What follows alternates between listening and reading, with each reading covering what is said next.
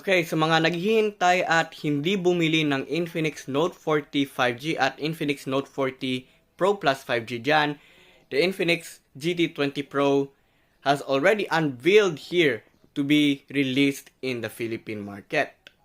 Bakit mas better si Infinix GT20 Pro kaysa kay Infinix Note 40 5G at Infinix Note 40 Pro Plus 5G dito?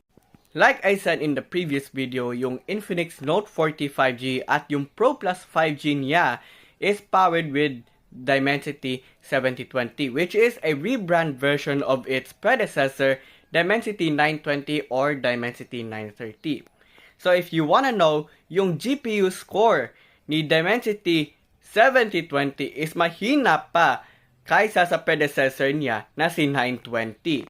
For short, mahina sa gaming yung Dimensity 7020. So that's why it is better